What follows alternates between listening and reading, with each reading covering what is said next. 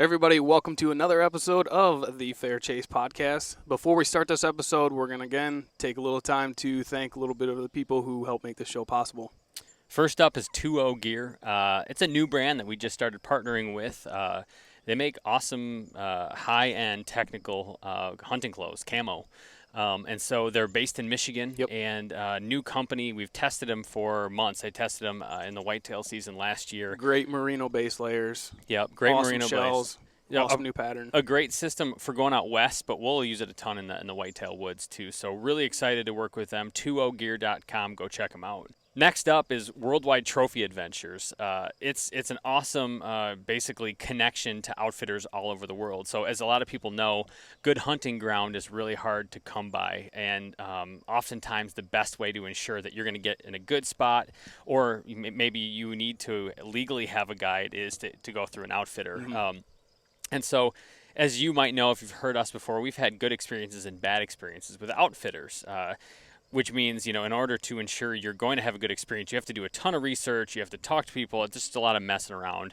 Worldwide Trophy Adventures, or WTA, does a lot of this work for you at no charge. So by booking your trip through WTA, you can rest assured that you'll be in a good location with a reputable outfitter that they've certified and endorsed. If you're looking to book a trip of a lifetime like I am, just headed to a moose hunt here through WTA, you're going to want to check them out. Go give them a call. Actually, I have the number right here. It's 1-800-346-8747, or check out their website at worldwidetrophyadventures.com. All right, so we love TrophyLine. They offer more than just saddles. Believe it or not, they have their own climbing sticks. They've got platforms. They've got a ton of extra packs. gear. They've got packs. They've got everything. Knee pads. Everything that you're going to need to be a saddle hunter, they have it. So if you want to start saddle hunting this year and get into the game like everyone else and really love hunting even more, go to TrophyLine, check it out, use the code TFC10 to save yourself 10% on that purchase. We're big bow hunters. Sights, quivers, stabilizers, those kind of things are really important if you're going to have a deadly setup.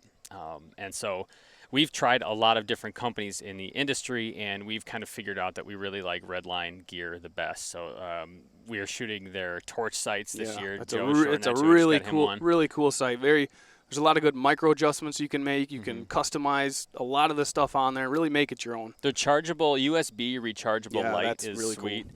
And so we're huge fans of their stuff. We use them all the time. It's worth going to check them out. Check out Redline. Use the promo code TFC10 for 10% off your purchase, and let us know what you think. We love them. Hey, everybody. This is James with the Fair Chase. Before we jump into my moose story here, I wanted to tell you about this Christensen Arms firearm kind of promo that they're running. As you'll see in the film that comes out and you'll hear about in this moose hunt, I shot my bull with a Christensen Arms FFT, Ridgeline FFT 300 Win Mag. Did the job, loved it. But what happens is, I'm saying that because you should go out and get yourself a rifle. And if you go get yourself a Christensen Arms rifle, not only do you get a great rifle, right? And they make great rifles. They're the makers of the first carbon fiber barrel back in 1995. But you'll also get an e-gift card once you show them proof of purchase for up to $750 to their online store, which is stocked with premium accessories from Christensen, as well as amazing brands like Leupold, Mystery Ranch, Half-Face Blades, Uncharted Supply Company, and many more. So if you're looking for a rifle, rifle season here in Michigan, at least, is right around the corner. Out west, it's going on right now. If you're looking to get a rifle, go to christensenarms.com, learn more, check out what you can get, and take advantage of this incredible offer. Hope you enjoy the show. All right. Welcome back to part 2 of the hunt story here at the Fair Chase podcast. September stories with the Fair Chase. September hunt stories for the Fair Chase podcast. Tonight,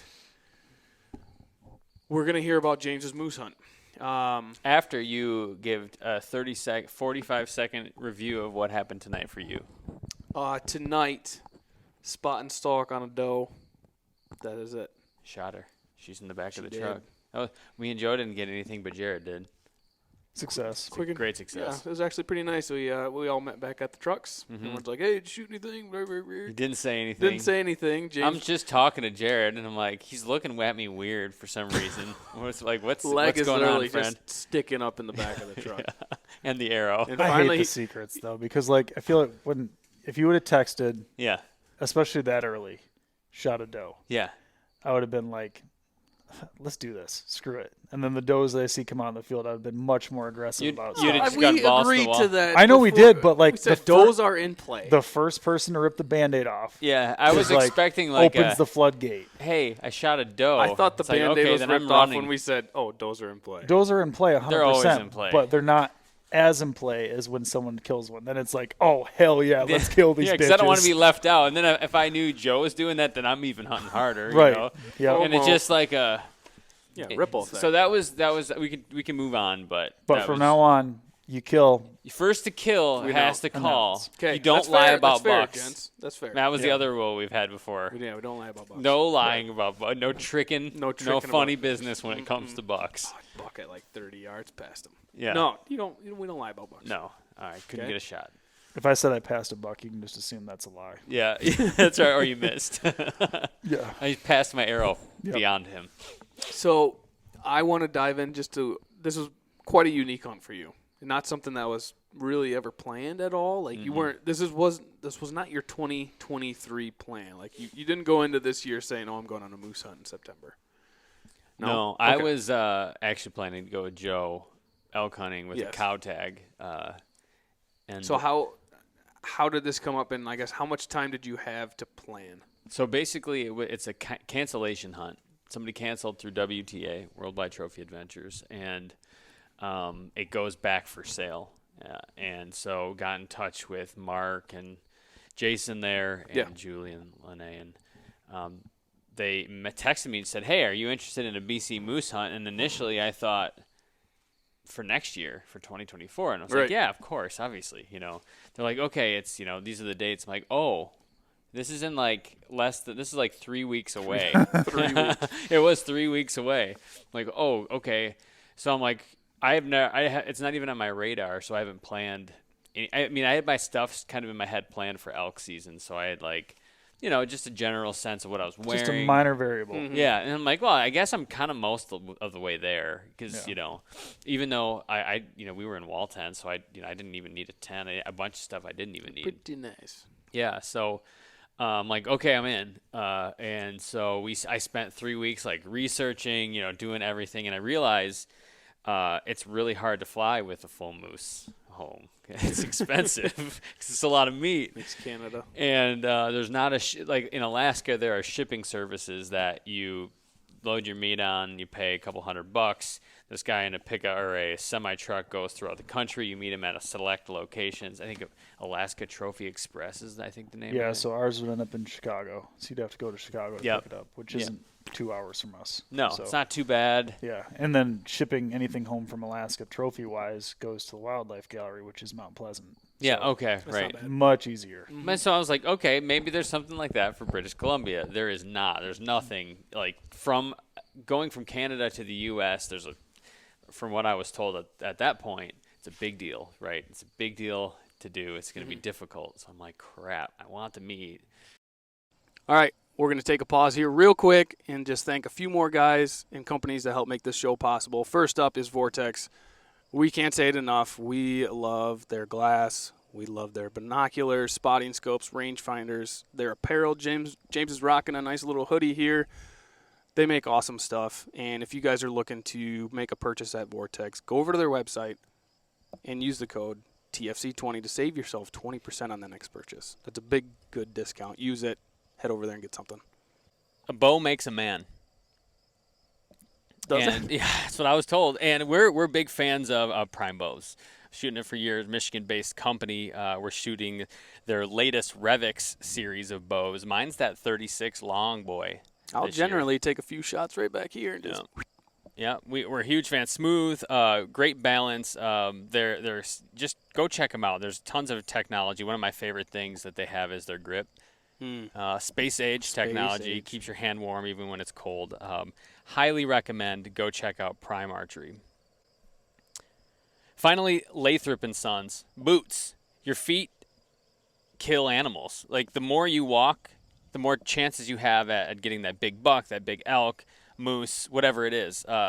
Lathrop and Sons have been kind of our go-to boot of choice for a while now. We've put in a lot of miles, taken them all over the place. There's no leaking. It's comfortable. Stephen and James there they're like foot scientists. They're geniuses. I got messed up feet, and they basically will, you take an imprint of your foot. They'll look at it, look at your arch, how wide it is, how narrow, how long, and they literally build the boot around your foot. So you're not going to a box store and picking up something that you hope is going to fit your boot. These things actually are tailor-made to your foot.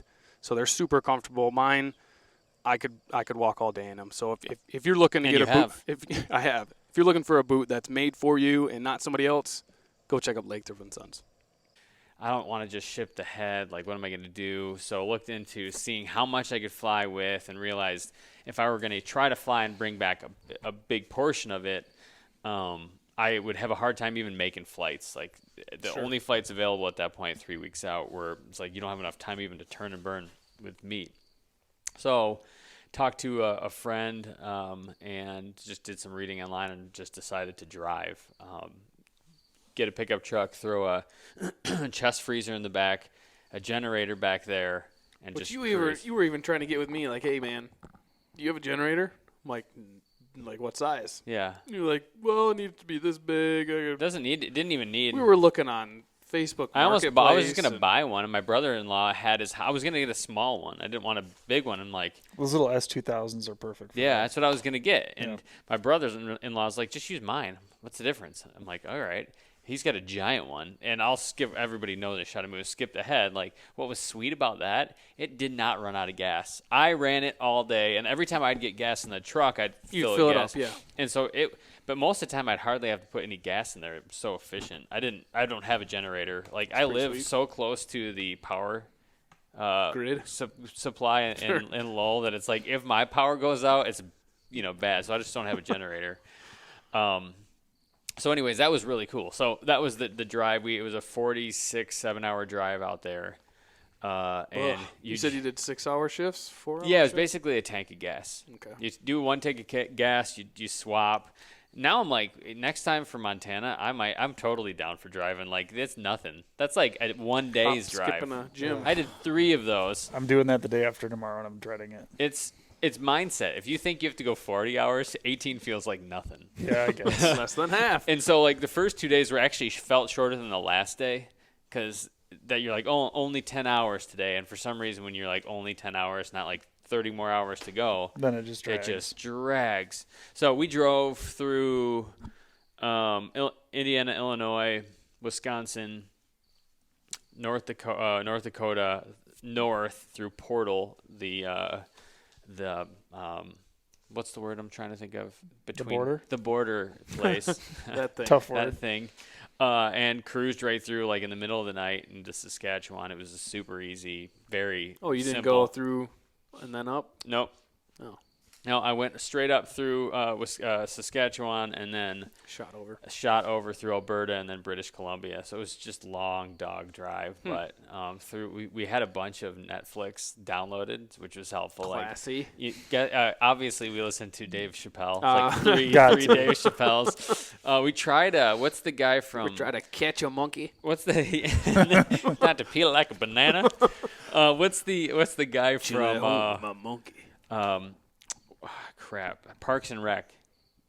Oh, Ron? No, Is it the Indian character? guy. Aziz Ansari. Oh, sure. We listened to him. I was as not good? impressed. I had heard he was funny, but this one was not. Anyways, so we drive. We get into the area, and our guy there is like, "Hey, you have to." He drops kind of a picture of where we're supposed to go. So we get in the area, and it's not matching up the picture. We go through a reservation because it's right next to one, and I'm like, hey, to this woman on getting her into her truck. I'm like, hey, I need help finding the water place for Plainsland. I need the little landing strip. And she wouldn't look at me. Didn't look up, didn't look anything. I don't know what you're talking about. That's what she said. And just like turned away and like left. I was like, oh, What? Where are we right now? I don't think they're huge fans of the white man, which, can you blame them totally? You blame him. So anyways, we finally find the place, and like what was happening is we show up to a little lodge where sometimes hunters will stay before they set out on the plane, and we are kind of coming in right when these guys are getting done with a goat hunt. And so they all tagged out. Like they had a great, where we were spectacular, like goat country. Like they were freaking everywhere. And I really want to shoot a goat now. Like that's high on my list. They look. So needless to say, we get there and like they're like, all right, you ready to go? I'm like, oh, like it was not 15 minutes between the time I pulled up and got on the plane and was taking off. Hell yeah. I was like, all right, this is happening. So I'm like, okay. When we get there, they were worried about us bringing too much stuff because the guy before us who we shared camp with like brought a lot. But again, I'm packing like I'm always in like that backpacking mindset kind of. So I was like, so what kind of plane is this? Is this de Havilland? This was a Super Cub. Oh, so not a water plane. They called it a water plane. Did it have wheels or floats? It had floats. Okay, then that's... I don't know what it was then. Okay. It was one that I had to do this to get in. I was sitting It very... was single row? Yeah. Okay. And I had to hold my rifle on my lap. It's not called a super. They were all calling it a Super Cub. Maybe it's a Cub with floats. I don't know. I don't know. I don't know much about it. This is the first, and I'm not a huge fan of flying, so I'm like I would love to keep that to a minimum. After in the Alaska, future. I'm not too fond of hopping Well, on and the this is plane either. and it's like this. You load in. I throw my stuff. It's a duffel bag in my actually that pack right there. I borrowed your doll pack. Hey, buddy. And my rifle on my lap, and that was it. And so like that's all you can fit, And so Jordan's in there too, or is it no, two he had to trips? wait. Yeah. So I'm like, I'll go first, get stuff set up. So How long is the plane ride if he has to wait? like a half an hour to 45 minutes. So he had to wait there an hour. Yeah, a little over an hour. Over an Yep. hour. What did he do? He just took pictures. So he had to. Oh, yeah, he's So in his part of this he's in was his us realm. getting photography for WTA. So he's like, "This will be perfect. You go. I'll get photos of the place and just kind of get some stuff for them." So it worked great. We get on the plane. Beautiful like weather. Couldn't have been a better way to like take off. Actually, it was probably in the mid 60s. Like just comfortable. Good for me because I'm just like gripping my rifle. I'm like praying and just hoping we get there soon. She wasn't rocking at all? Or No, nothing. Pretty So smooth. I mean, sweet. and the landing more smooth than like if you're in the airport. Like Right. just a Just smooth. putting down on water. Yep.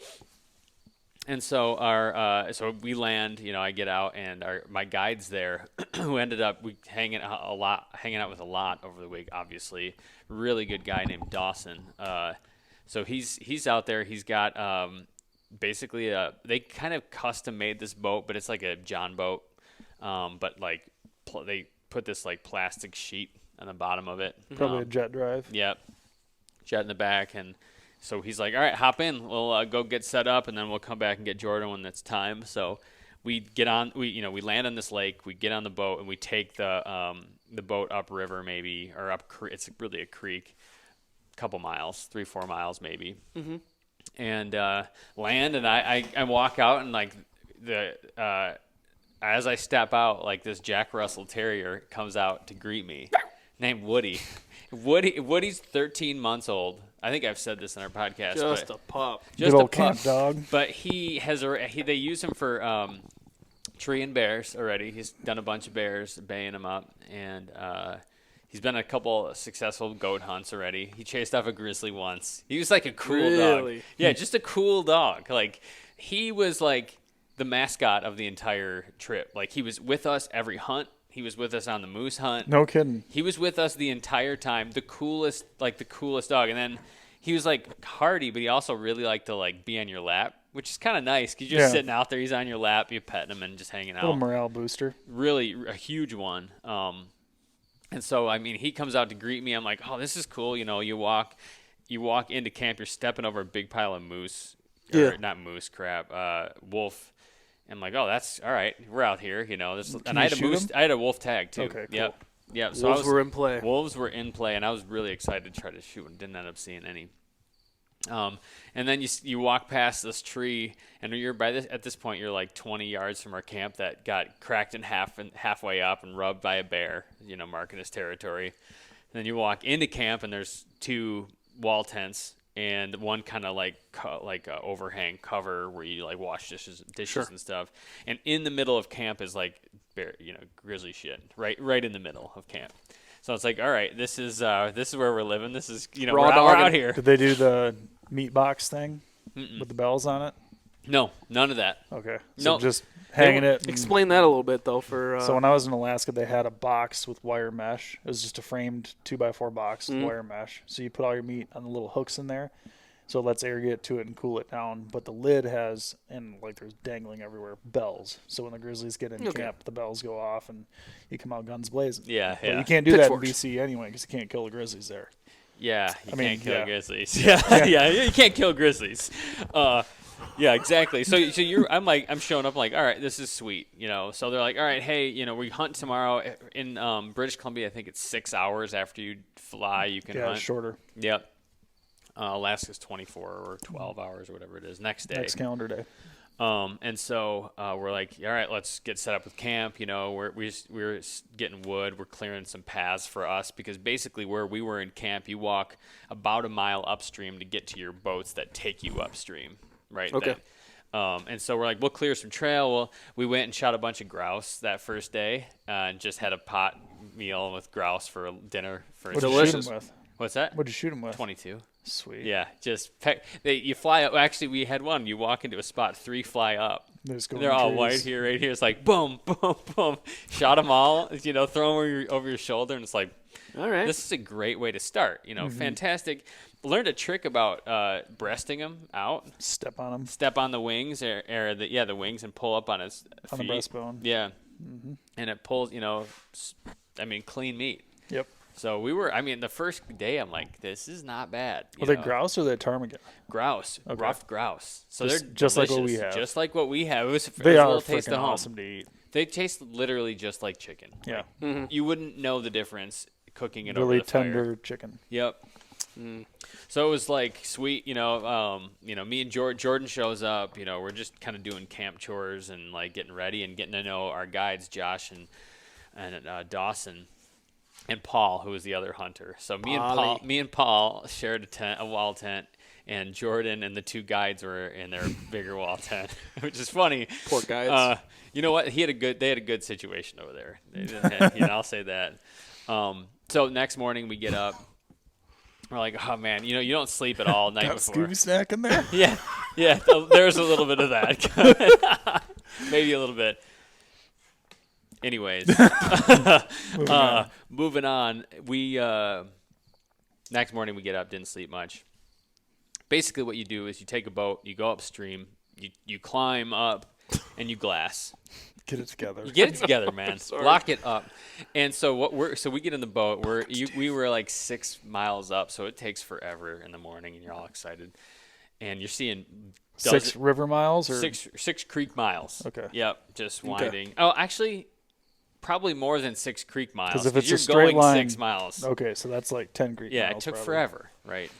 And so you're seeing dozens. I've never seen so much beef in one area, and muskrat. It's crawling with beef. And we come around the corner first day, and I see a low 40-inch moose standing in the middle of the creek, and I'm like, looking around like, I'm okay. I'll shoot. Is anybody else seeing Yeah, this? I'm in. Like, and the guy Dustin's not even excited, but I'm like, I need it. Like, I'll shoot him. I don't care. I'm not here to shoot the giantest moose that I'll shoot whatever. And he's like, no, man, no. This is just They'll be bigger. They'll be bigger. Just hold off. So we watch him, and he gets bumped, obviously, and he tries to run across the creek, and it's real soft in the middle, and so he puts his front hooves in, and they like sink too far, and he face plants into the creek like a big splash. I'm like, what is I going feel like on? that was supposed to be your moose. I know, it's like that's my kind of moose, the kind of moose that does that kind of thing. So how far was he from you when this He- happened? 70 yards. Like we just So came this is around. legitimate pass. Yeah, legitimately could have just grabbed my rifle and. Can you shoot a moose while you are in the boat? You have to have the motor off. Yeah. So all you Okay. do is just flip the Power. motor up, boom. Same as the bears. Yep. Yep, exactly. So I was like, So, but he's like, no, wait. So, okay, the rest of the day, don't see anything. Next day, same thing. You're going up. You climb up 500 to 1,000 feet. Actually, our best spot was about 1,000 feet up. And second day, we see. I don't know that we saw anything our second day. We'll show in the film, which will be coming out. But third day, we go to a new spot. And the other thing I should say is you glass for a while, and at night you climb down, and you can't really take the boat in the dark. So you basically float home in silence and call and just see if you can pull something out while you float. Well, then if you're working the same river up the next day, yeah, you'll pull move something slow, they'll come back and check that sound the following day. 100%. And that's what we were doing. Just like, all right, as we go, we'll try to call them in. We're in a, I don't even know, at least 20-mile long swamp, like swampy, marshy. So you're on top, meadow. just glassing around. Yeah, and we're hunting along. It's like, our guide said it's like the best moose habitat he's ever seen. It's just could not be more Moosey. idyllic like moose habitat. So Sure. creek in the middle, 20-mile marsh around it, and then Yeah. mountain canopy Yeah. on either side. And you're really mostly you're hunting. Well, yeah, no, that's exactly. I've seen it. the picture. It's very It gets thin, and then Very sometimes descriptive, it's yeah. wide on one side on the creek and the other, and so depending on which side you climb up, and so we'd climb up and come down, and finally after the second day, we're like, hey, we're gonna poke up the creek a little bit more. We found a spot they hadn't been to yet. This is their second year at this area that they've had to be able to hunt, this outfitter. So they're really like kind of getting to know it still. So we're like, So hey, it's a new concession that they acquired then? yeah, Gotcha. from this Cool. woman who let a trapper. There's a trapper house on it that he lived out there. It's just by himself for a long So time. it hasn't been outfitted on in a while. Jeremiah. Not Johnson. great, not in a great way. Gotcha. It seemed like there was some hunting, but yeah, but no. Then now these guys came in and really did a nice job. So we go up. We're like, oh, that's higher up. It's kind of be a bummer to to get up there, but it looks good. Let's do that. And so the next day, that third day, like, we go up to that spot, and I'm feeling bad for Jordan because he's got to carry out this camera stuff, and he was not contagious with COVID the day we left. Was like he literally could not have left earlier where he was still like he was feeling rough Suffering a there. little bit. Yeah, his lungs were killing him. So I'm like, and he's carrying a camera. He's got to carry his big Black Magic, or was it Black Magic? Yeah. I think Camera. I think that's Black what it is. Max, Blackjacks. He had Blackjacks. Black Jacks. No, I don't know. I'm making stuff up. I have no idea. Black Magic, I think. Yeah. So Have you heard this story, Joe? No. no. Okay. So we get up to that spot and we're glassing, and we glass up. Finally, start to see some moose, and we saw a little moose, but it had paddles, like a little paddled moose. Mickey Just a little Mouse feller. ball. Yeah. Yep. And so watched him for a little while, and you could tell it was funny. He would just be like standing there, and the guide was like, "They kind of do this before they kind of go into rut as things are changing inside of them. They just feel like." Just sit there, It's like stare. they're morphing. Yeah, they're just morphing, and it's like he's not really sure what he's feeling right now. So we're like, all right, watch him come back, and we start to see more bulls in this area after we hang there after a couple days. See this one that was kind of tempting. It was one side was okay and real wide, laying flat, but the other side was branched. It was like a branched antler. So we saw him. They were starting to move a little bit, and I think day 4. And day 5, we see what we thought were 2 different bulls, but actually turned out to be the same bull, where this just a nice, just huge bull would kind of step out of the timber and do the same thing, just kind of stare. And again, it's like we're calling and doing all these things, but we're a little early on. And What's the date on this? Like the this 10th-ish, probably? This is the 9th and 10th, 8, 9, 10. So That's usually this range. it's like the 15th to the 20th Yeah. is Yep. kickoff. Yep. And so we're like, we know we're early. We're gonna hit the front end of it, and you always see smaller ones start moving first, and sure enough, that's what happens. The big one came out one day, the first day. He was you see him, and you would think I can just get down and walk over there because everything looks, low grass. It looks like stuff is waist high at the most, and you get out there and like the stuff that looks ankle high is like knee height, and the stuff that looks like shoulder waist height is like way above your head. So we're like, we can't go after these bulls. It's like, man, you can't get in there. Finally we see one. It's like, let's go at least just check if we were to go in there, like if we could get in on him. We see this bull. He was hanging here. How He far is bedded he at down. this point? He's probably we're up and he's across the probably 700 no Go with it. 700 Go with yards it, yeah. maybe. No, more than that. Closer to 1,000. Between 700 and 1,000, I would say. Too far to shoot. Can't shoot in there. You can just kind of see he's in there, see his paddles. So we try to make a path in. And what was so funny is Woody's with us when we're doing these things. And so he's like trying to stalk in. And it gets to the point where you're just swamp walking. It's very similar to Michigan, like just walking through the swamp. So sometimes you're in thick stuff, and sometimes you're just, we're most of the time wearing chest waders. And you're wading through, knee deep, at least water. So, of course, Woody is literally just swimming. He's just following us swimming around. It was like, I look back, I'm like, you're the coolest dog. You're freaking awesome. Good job, Woody. So we get in there and can't do it. Finally, we're like, it's kind of warm, one day, and that's we didn't see much moving. Then it gets really, the pressure starts to change, and all that smoke from those fires comes in. And so there's some pictures, if you look in the drive there, where everything's like orange the whole day. Like you actually are coughing. It's thick smoke, and it's Really? like. But what that meant is the pressure's changing, weather's starting to turn, and you really want cold. You want dark at night, just like whitetail, so they're not moving around all night. You want like a cold temperature to start getting them acting a little ruddy. So that happens, and like sure enough, that day you go about 1,000 feet up to look down every morning. That's your kind of spot.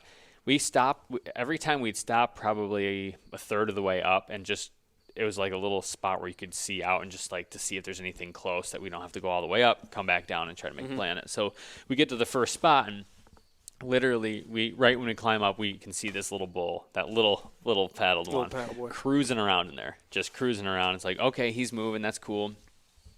10 minutes go by, we're just glassing, and we're about to head up, and I'm like, oh, there's that big bull. He's right there. Sure enough, he's over 1,000 yards at this point, just standing there, just kind of like moving a little bit more, but not really doing much. And we're like, man, all right, if we take this creek, cross the creek, take a side channel up, work our way towards him, let's try to get in his area and call, and just see if we can get, like get a you said, response. like out, get in his Break bubble. his bubble. Yep. See what happens. So I'm thinking, man, like this whole time I'm like, it's kind of nice. This is a guy that hunts for a living, hunts a lot, and so it's like I'm watching and listening and trying to just pick his brain, because like this guy has great experience. So I'm like, man, he's going on for it. This is interesting. This is a ballsy move. It's not a gimme, and it's like if you blow it up, you're kind of screwed. But he felt confidence. We were walking. We maybe go every 100 yards or something, stop and call, and Is he grunting back at you at all? no noise. We're not hearing anything, right?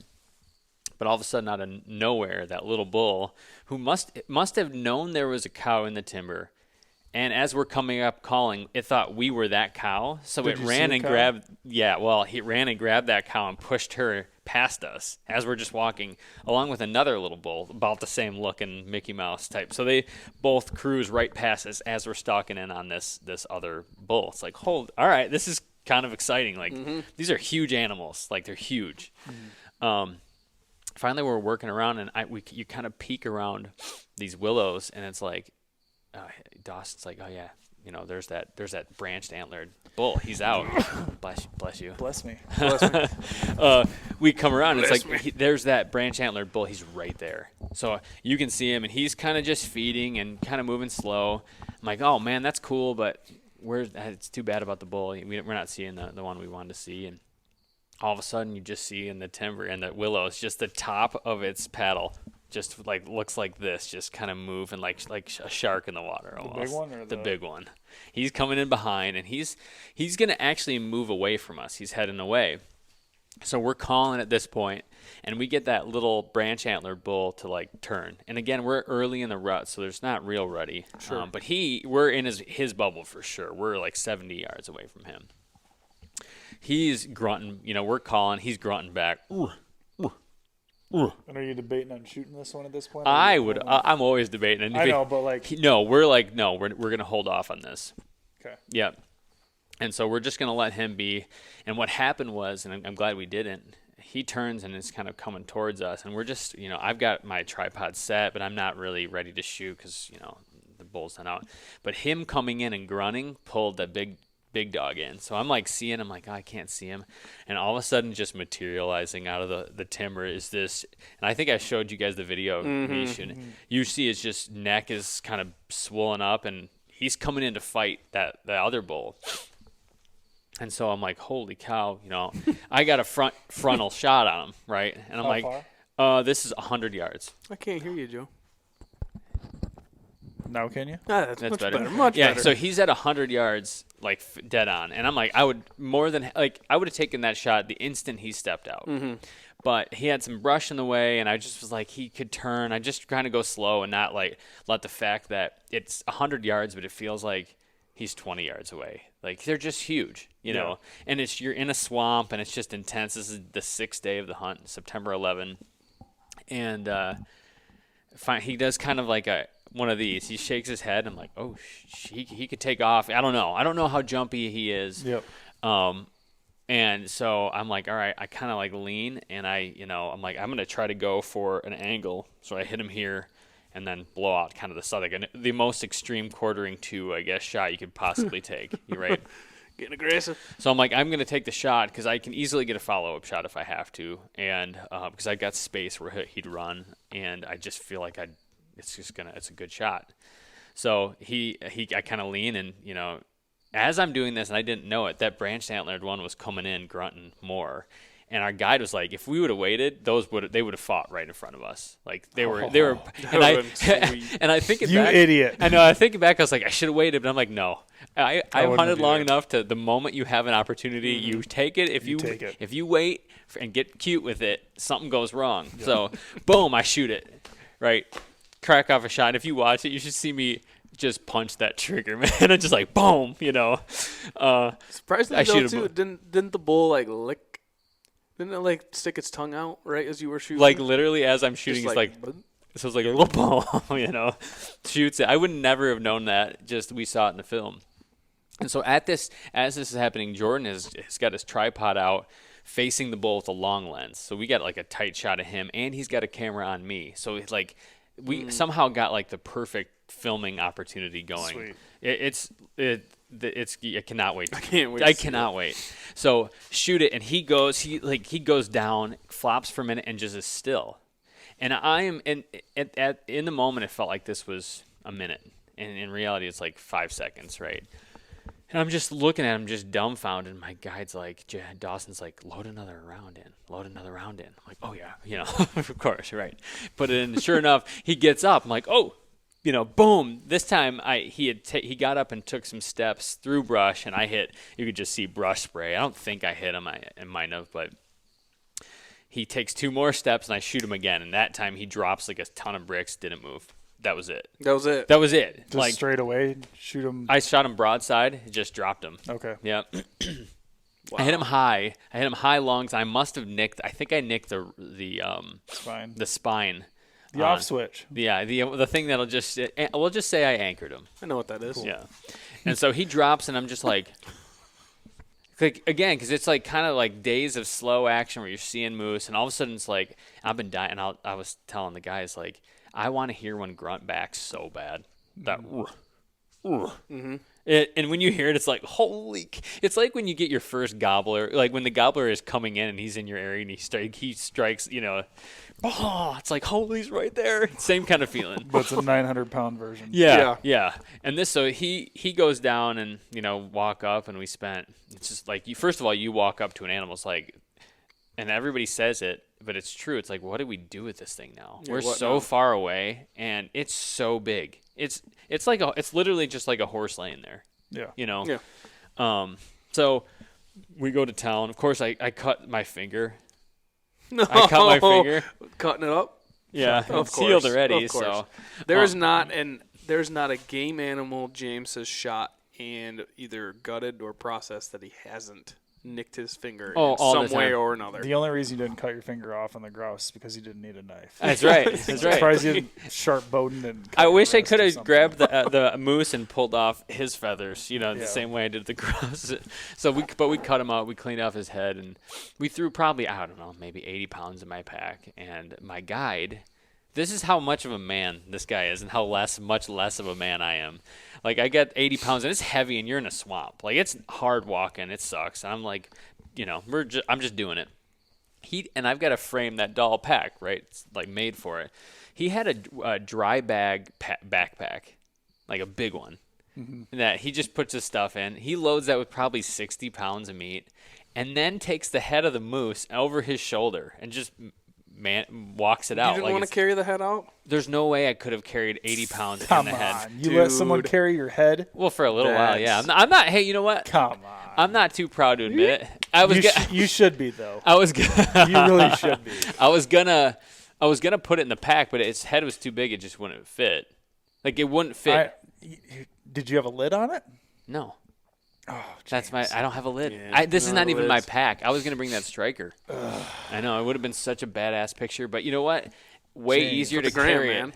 So I did carry it for a while, but not as far as he did. I'm not even ashamed to admit it.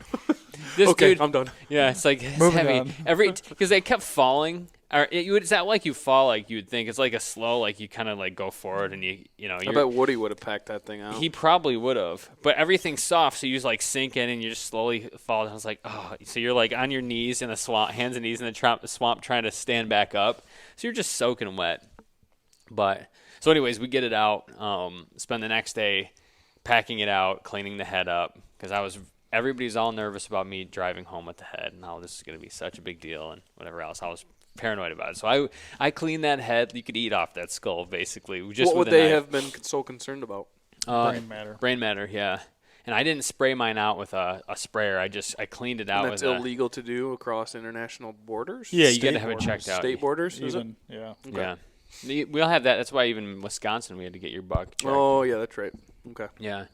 So anyways, yeah, we get it out and like just it took forever, but we ate that night some tenderloin and it was fantastic, Which are probably like 4 Dude, foot long they're tendies. huge. They're huge. I think when all is said and done, I probably got about 500 pounds of meat from that bull, and I left 2 shoulders back because I could not fit them. And those are Canadian moose, not Yukon. Canadian moose, not in Yukon. Okay. Yep. So it ended up being about 50 inches. The guy, what was so funny is that with an hour before I shot mine, the other guy I was with that same morning, he's sitting on his knob.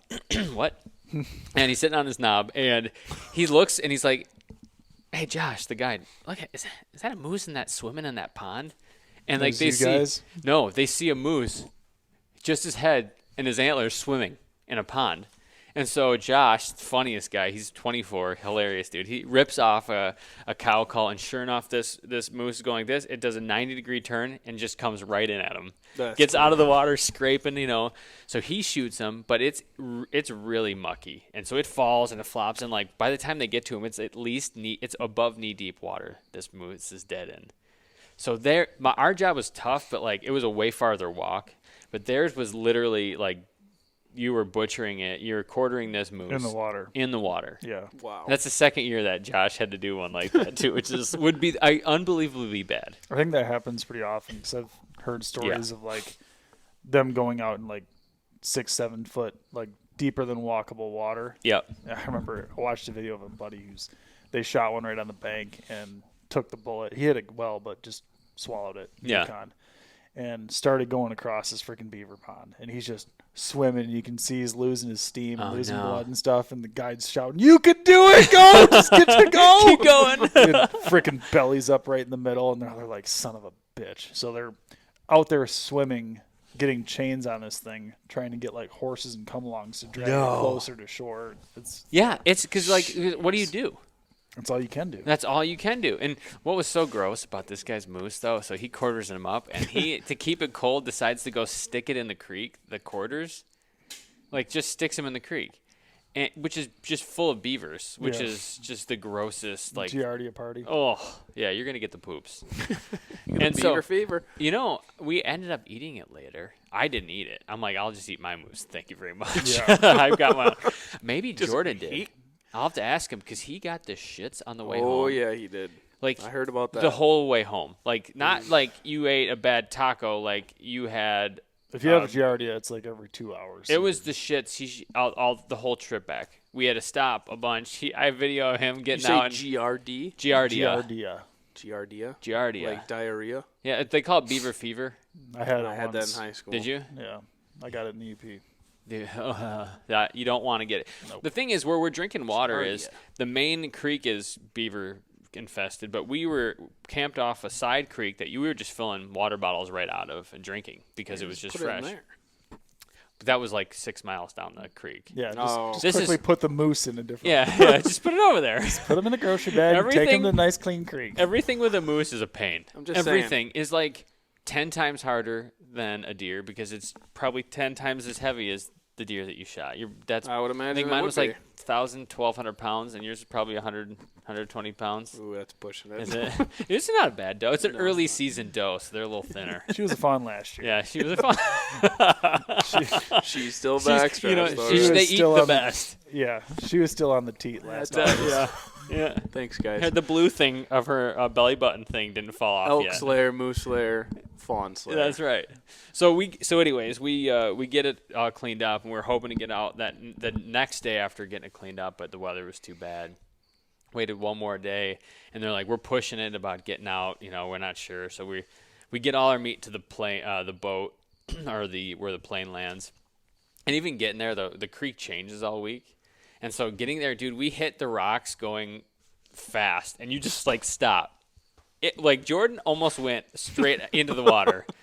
Like, he just tumbling around. He's not, I'm like, holding his camera, and I'm like, he's just doing stuff, A real champ, actually. He hangs. I got to give him credit. Like, I can picture that. For not being a hunter ever, he's gone to Alaska and British Columbia in 6 months, I think.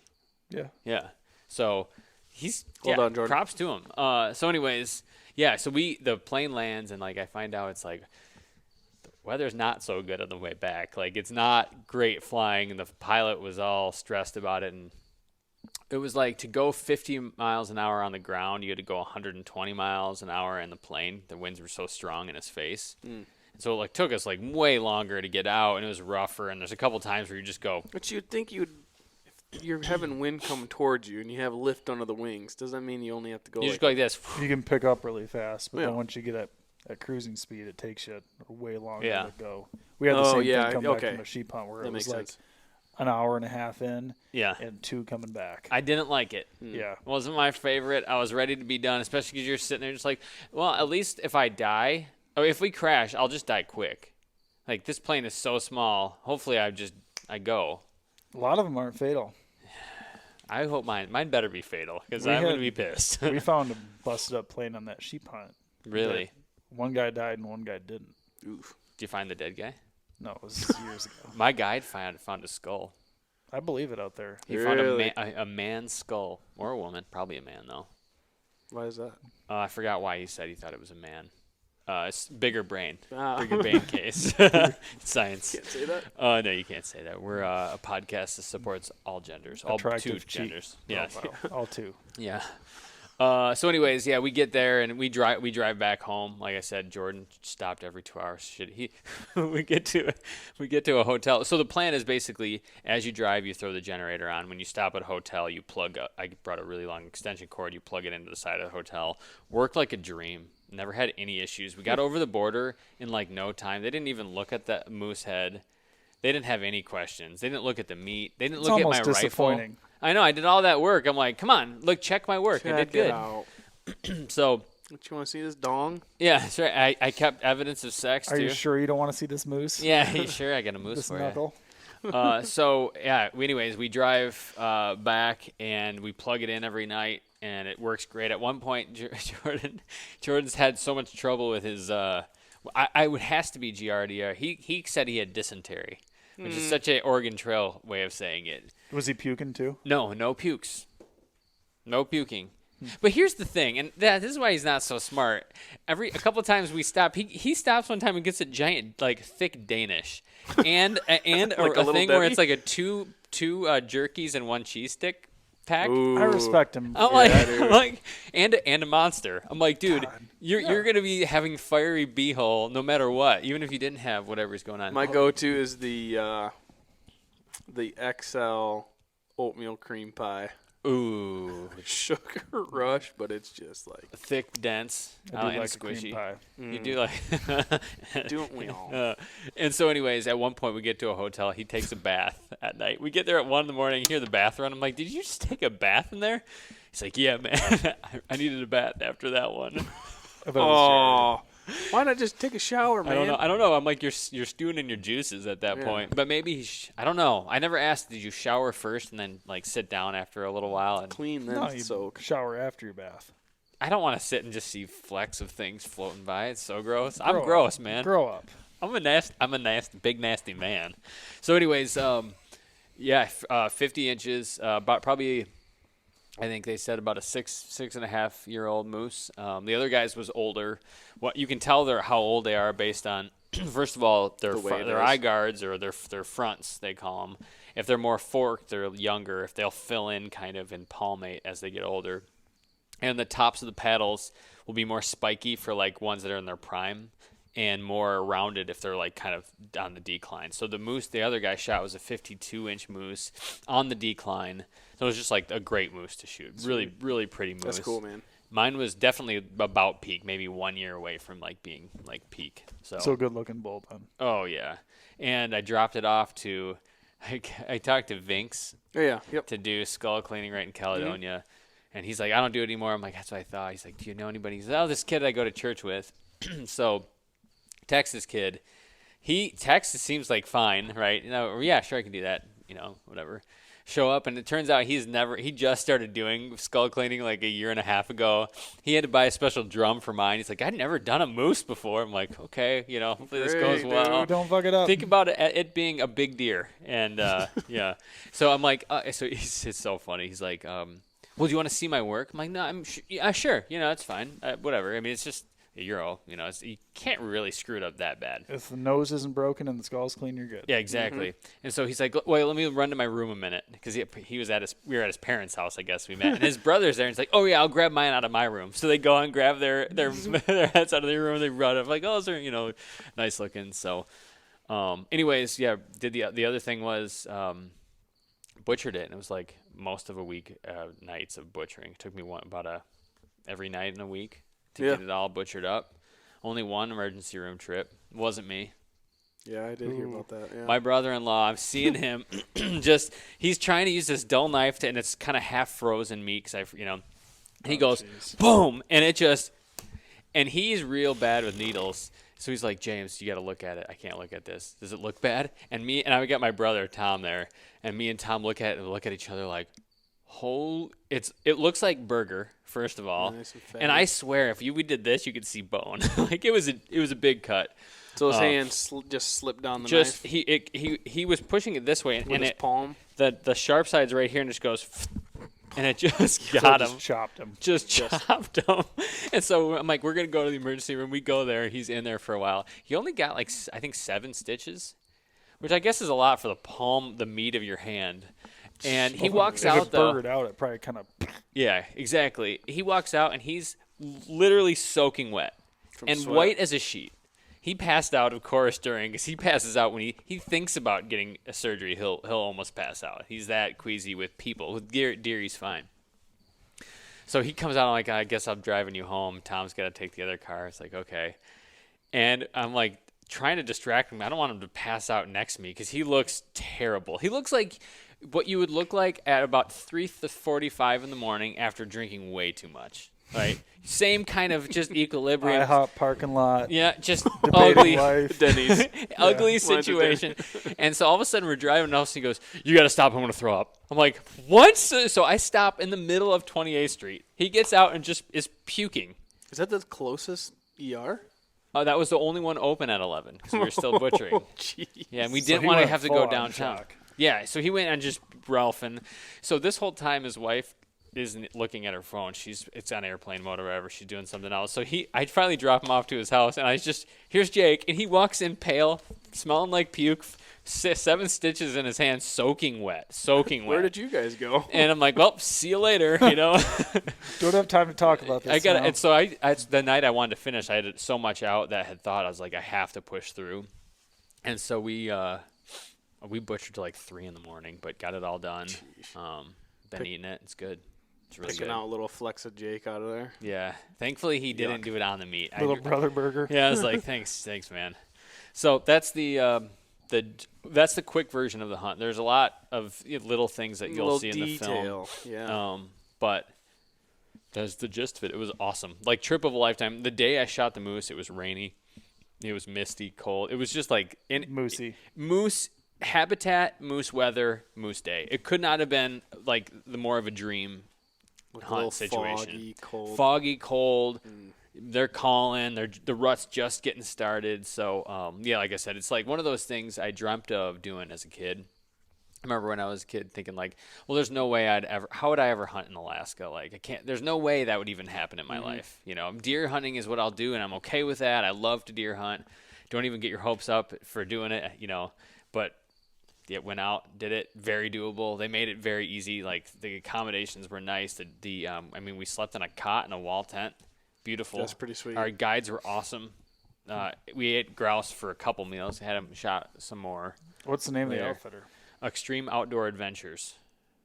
So British Columbia, through WTA, I would do that again. If you're looking to do like the Canadian moose thing, this like he was saying, like the habitat was great. They only let 4 hunt in there in a year in this spot, and last year they were 4 for 4, and this year they went 4 for 4. Wow. They shot. I've noticed that about a lot of WTA stuff is they're rather than just kind of money grab it, they're very conservative about how many people they let into these concessions, and that cancellation list is super powerful. Yeah, like I want to say 2 a week at least, and I don't know if it's the economy or what, but there's like some damn good deals on there right now. I look at them too, and it's always like I could do that. I know. I need now. I'd have to file for divorce first but at least I'd have half my money at that point. I think that's enough to still make half the hunt would work. still swing it. Oh yeah. But seriously, there is some on there that it's like it goes from a dream to possible Real quick. cancellation Right. portion. Yeah, that keep an eye on it. For anybody listening, like the cancellation thing is. You called me once where I almost did that one cancellation hunt that was like a combo of like a bunch of tags. And Well, there was a sheep hunt for $22,000. was that it? Was that what you remember we talked about it? I was like, holy cow, I wonder if I can make that swing that would be sweet. Yeah, that was NWT. After seeing your sheep holding its head, I was always kind of like, oh, that means cool. I'm not sure that I'm like hugely into it, but I would do it. Then I held the head of yours, and I was like, oh, I need one of these. I didn't know I wanted one until I saw him on the caribou hunt in the Brooks. Yeah. right Oh, up there, yeah. And then I'm like, oh god, Yeah, they're cool. that's what I want. Their head is so dense. I'm not gonna lie. When I stopped by at your house to pick up my sticks, he went into the garage. You pick them up? I looked over and I'm like, Did you see it? Check it. I went over there. I didn't pick it up. Oh, you got to Didn't pick it do up. it. You Have got to not drop held it. yet? I haven't held it yet. I don't. I should have brought it. Yeah, it's It's way heavier than you would think. it's like twice. It's more than twice as heavy. You would just think it's like a I saw it at the corner of my eye. I did one of these. I go, heavy. yeah. What's that? Yeah, dude, it's special. Like that's a cool thing. They're Yeah. cool. So, anyways, that's the end of that story. that is awesome, man. That was well worth the wait. I think some more of the details will probably come out with the film, and Yeah. I'm excited to see that because I know Jordan does a bang up job. A lot of stuff on boat. A lot of boat-based stuff this year. Awesome. Our Alaska trip this was so. Anything you would change about the trip? No, I would fly. No? I would not fly. I would drive. You would I drive. would do it again. It's brutal, but When you're dealing with 500 pounds of meat, at that point, flying hardly is an option at that point. you can't really. Yeah. And it's like, again, you go in knowing it's going to be that long, and you don't drive. You don't push it too hard. That was the other thing we didn't do. Like I'm not driving all night and like killing myself because I have to do this 3 days. Yep. Right. So no, I wouldn't change anything. Awesome.